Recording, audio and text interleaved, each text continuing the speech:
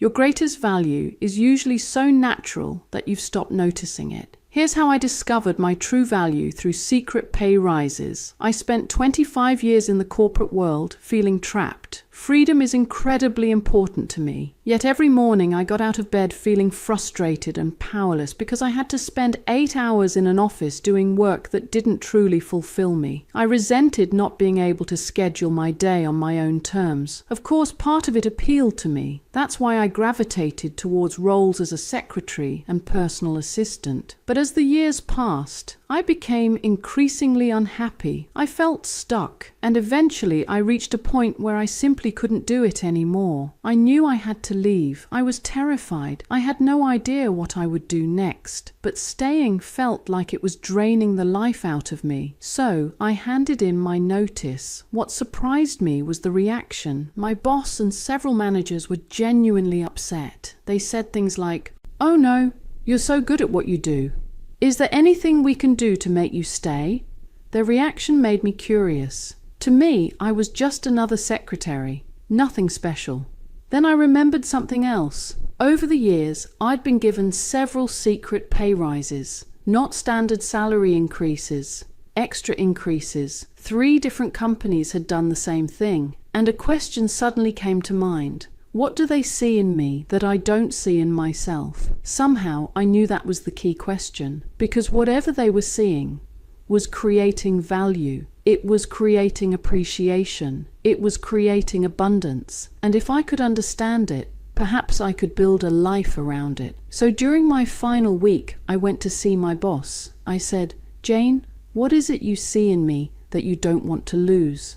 Why was I given a secret pay rise this year? What is it about the way I work that's so valuable?" Her first answer was, "You're always so busy. You get so much done."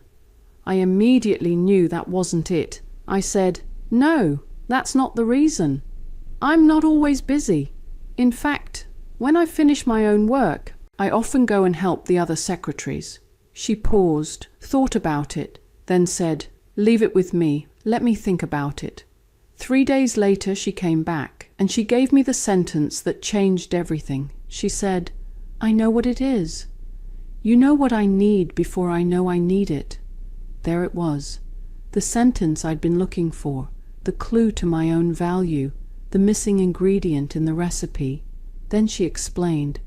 Every month she flew to New York, and every month she already knew without asking that everything she could think of would be taken care of. She knew I'd reserved her seat on the next flight because she often missed the first one. She knew there would be a printed itinerary in her briefcase and an emailed copy in case her luggage went missing. She knew I'd already found the name and number of the limo driver in case either of them was delayed. She knew I'd located the nearest Karen Millen store in case her suitcase didn't arrive, and she needed clothes for meetings. She knew that when the American team called late at night, trying to cancel a meeting at the last minute, that I would listen for any problems she could fix before she left. But I would start by telling them she had already left for the airport, and I couldn't reach her as her phone is switched off. Not because I was being difficult, because it forced them to commit.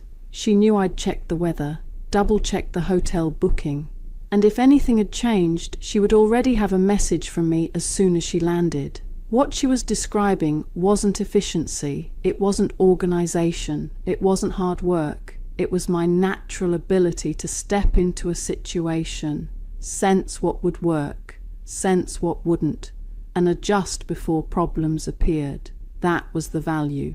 And once I understood that, I realized I could apply it anywhere. Today, when someone speaks, I often see where confusion exists. I can hear where things will flow. I can hear where resistance is likely to appear. And often I can see the adjustment before the problem has even fully emerged. All of that became visible because of one sentence.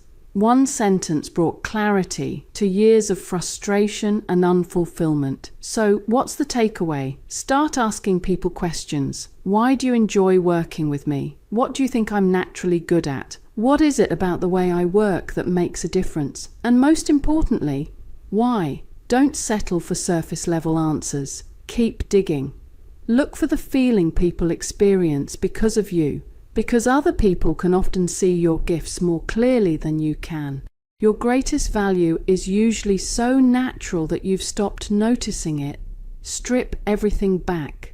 Look for the pattern. Look for the thing that keeps appearing no matter where you work or what you do. Then ask yourself, where else could this gift be used? In my business? In my career? In my relationships? In my life? My boss thought I was busy because she felt I was doing a lot. But what she was really experiencing was value, and understanding that distinction changed everything. Because finding your value isn't just about earning more money, it's about finding your rightful place, your rightful work, your rightful environment, your rightful relationships, a home that feels right, a business that feels exciting, a career that feels like play. Because when you understand the value you naturally bring, life starts to organize itself around who you really are.